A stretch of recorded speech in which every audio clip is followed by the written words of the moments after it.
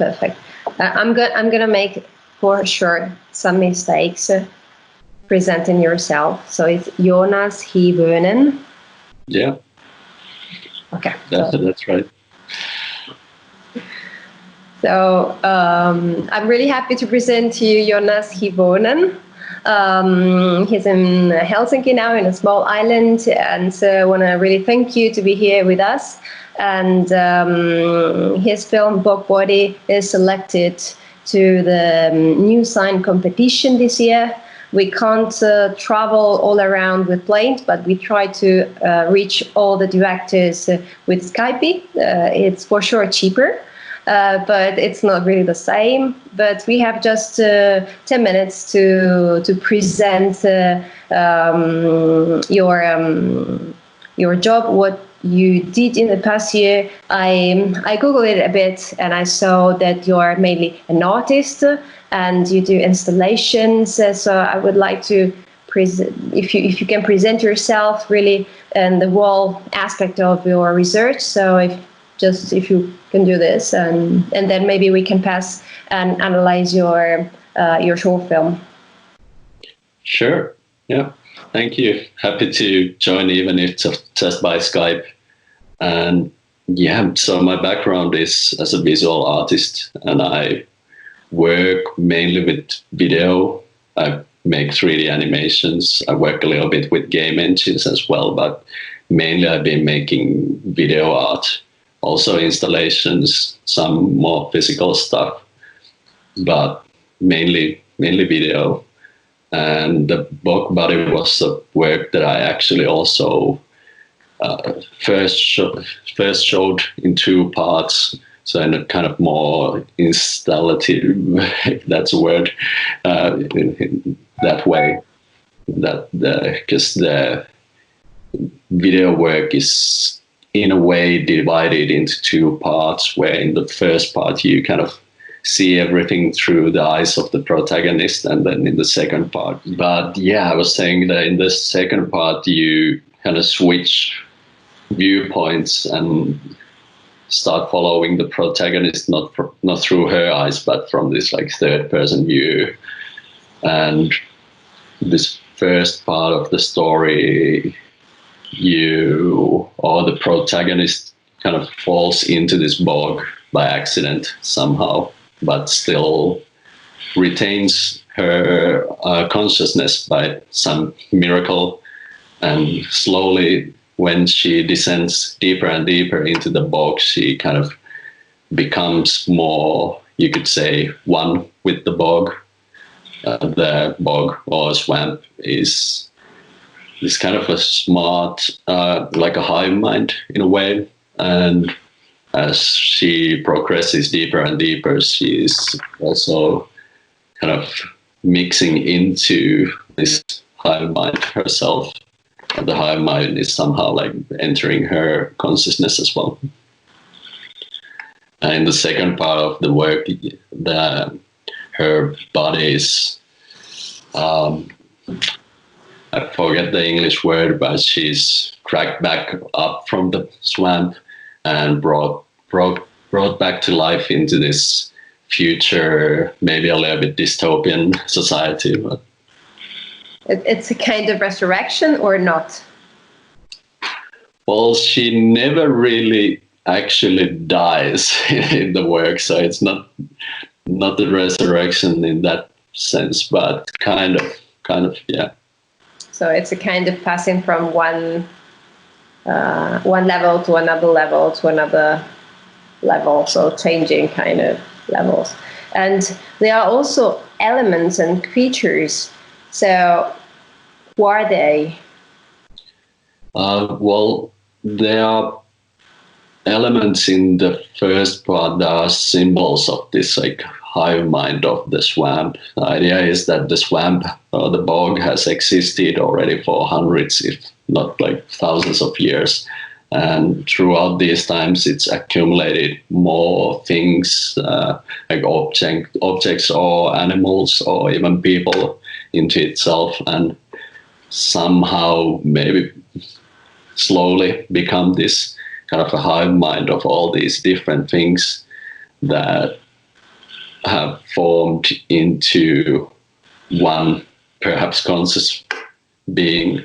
And when the protagonist starts falling deeper and deeper into the bog, she sees different parts of this bog, and reaching the very bottom of the bog, she meets with this character, a tardigrade, that in a way symbolizes all of these different aspects of the bog.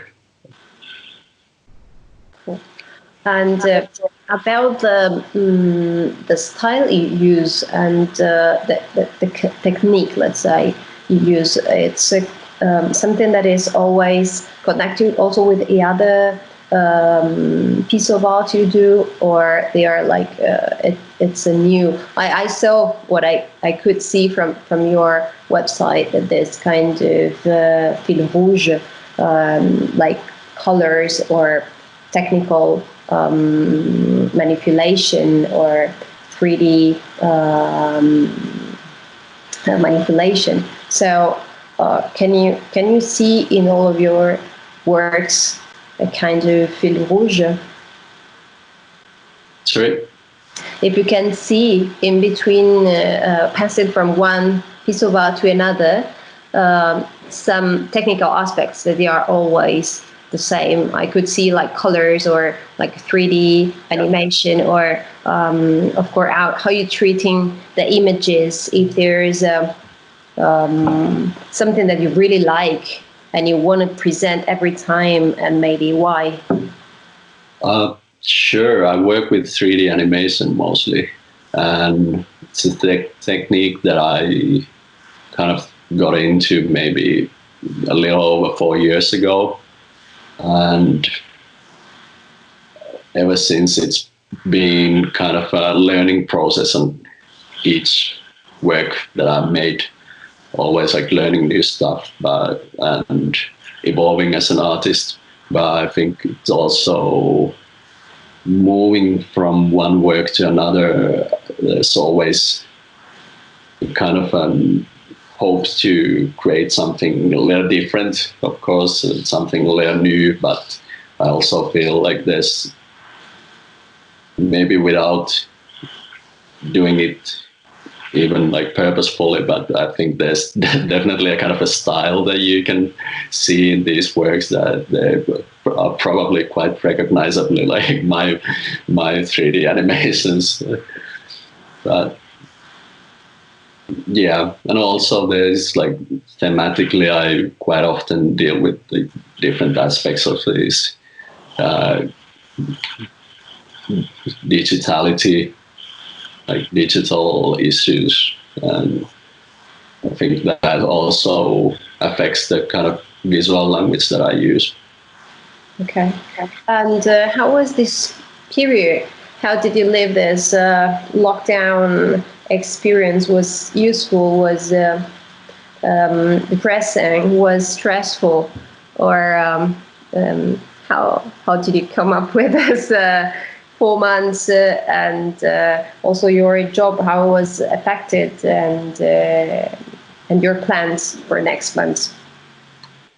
I was quite lucky actually in that the whole lockdown thing didn't really change my life that much. I was working on 2 big projects and practically already living in my studio at the time, so nothing really changed. Like the timetable for these 2 exhibitions that I recently had changed a little bit, because they were supposed to happen in spring, but then got moved into July. But otherwise, I was in the lucky position that nothing really changed too much. It's good. It's good. You don't have to don't feel guilty, and we're really happy for you. It's for some of us, it was really a good moment, and even if, of course, the pressure is present, we can say yes that it was a nice moment, because we could reorganize the archive, or paint the house, or work a lot. But for some others, it was not so so happy moment, and not so maybe also for the place we're living was not really so easy as a moment. So it's good. It's okay. We're happy for this. Yeah. And One of the benefits of working just on the computer is that I could keep working throughout the whole period. Yeah. At the end, I have to admit it was really too much computer for me, but that's okay. And now, which kind of exhibitions you're working on, or events, or piece of art that you're working on now? Well, I just recently had an exhibition, actually last week, in a gallery here in Helsinki, and I still have one work actually showing in the Audi library. It's like the central library here in Helsinki. I've made this work that uses a game engine. The idea of the work is to display this small group of people that are facing a kind of an environmental crisis, and they have to come together, and they're all coming from kind of different backgrounds, and they need to solve this situation that they find themselves in. And it's a work that has a kind of a plot going from point A to point B, but the game engine kind of randomizes the discussions that these people have. So it's a little bit different on each viewing. It changes and changes. Okay, I hope it's going to stay a bit, because I don't think I will be in Helsinki for a bit, but I hope to to be able to see this exhibition. But for sure, we're gonna send all our Finnish people to see it. So I want to really thank you for this time together and to be with us. And I hope to be able to host you maybe next year here in Lago and organize something, maybe an installation, who knows. So thank you very much for your time, and good luck for all your working on. Thanks. Bye. Ciao.